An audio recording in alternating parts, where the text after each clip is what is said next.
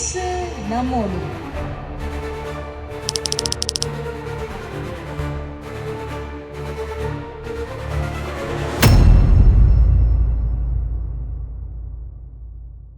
ஹல்லேலூயா. அருமையான தேவ பிள்ளைகளே, இந்த நாளில் இலங்கை தேசத்திலே இருக்கிற நம்முடைய ரிவைவல் சென்டர் ஈச்சகுளத்திலே பவுனியால் இருக்கிற நம்முடைய ரிவைவல் சென்டர் மூலம் தேவ வார்த்தையை பகிர்ந்து கொள்வதில் மிகவும் சந்தோஷம் அடைகிறேன். அருமையான தேவ பிள்ளைகளே, இந்த நாட்களில் கர்த்தர் வல்லமையான மகிமையான காரியங்களை செய்து வருகிறார். இந்த நாட்களில் அநேக இடங்களில் உயிர் அடைகின்ற தலைப்பில் தேவ செய்தியை கொடுத்து வருகிறோம். நானும் பாஸ்டர் கூட்டமாக இணைந்து கர்த்தர் வல்லமையான காரியங்களை செய்து வருகிறார். அநேகரை தொட்டு அபிஷேகிக்கிறது, விடுவிக்கிறது, அநேக தேவப்பிள்ளைகளுடைய வாழ்க்கையில அந்த அபிஷேகத்தை கட்டளையிட்டு மகிமையான காரியங்களை செய்வதை பார்க்கிற போது தேவனுக்குள்ளே மிகுந்த சந்தோஷம் அடைகிறோம். தொடர்ந்து எங்களுக்காக ஜெபங்கள் வருகிற வியாழக்கிழமை யாழ்ப்பாணத்தில் கூட்டம் இருக்கிறது. அதற்காக ஜெபங்கள் பவுனியால் இதே இடத்துல வருகிற சனிக்கிழமை கூட்டம் இருக்கிறது. இதுக்காக தொடர்ந்து ஜெபங்கள் கர்த்தர் பெரிய காரியங்கள் செய்யும்படியாக நாங்கள் வாஞ்சித்து தேவ சமூகத்தில் ஜெபம் பண்ணி கொண்டே இருக்கிறோம். இதனால் நான் உங்களோடு கூட அங்கே சங்கீதம் 102 13வது வசனத்தை வாசித்தோடு நான் ஜெபிக்க போகிறேன்.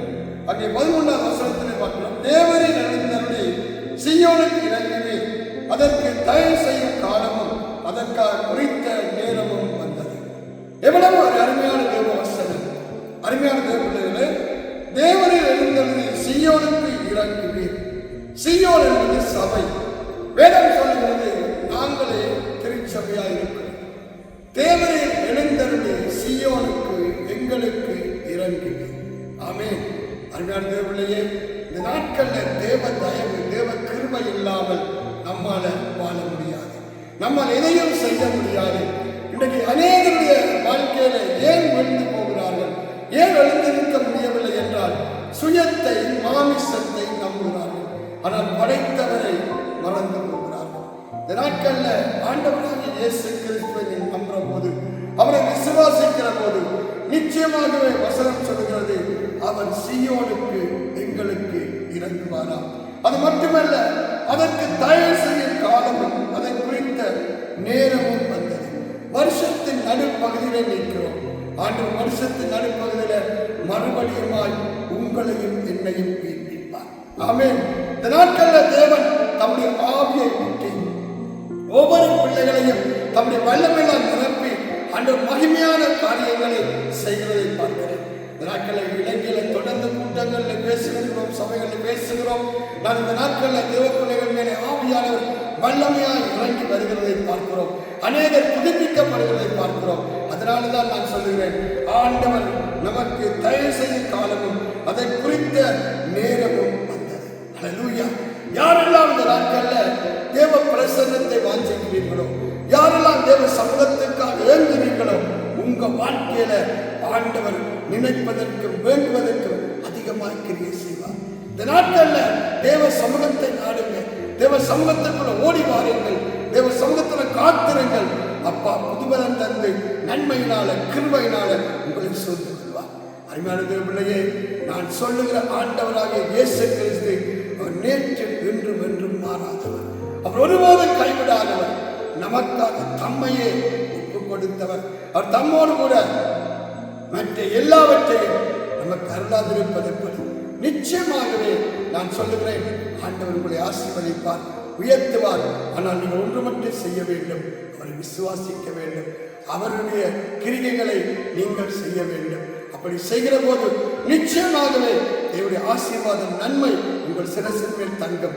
வேதம் சொல்லுகிறது, முதலாவது தேவனுடைய ராஜ்யத்தையும் நீதியை தேடுங்கள், அப்பொழுது இந்த பூமிக்குரியதெல்லாம் கூட கொடுக்கப்படும். இன்றைக்கு தேவனை அறிந்திருக்கிற பிள்ளைகள் முதலாவது தேவனுடைய ராஜ்யத்தை தேடுகிறதில்லை, அதிகாலையில் இருந்து தேவ சமூகத்தில் ஜெபிக்கிறதில்லை, தேவனை முன்பாக வைத்த காரியங்களை செய்கிறதில்லை. அதனால தோல்விகள், மன உளைச்சல்கள், வேதனைகள். கர்த்தரை முன்பாக வைத்திருக்கிற மனுஷன் அசைக்கப்படுவதில்லை.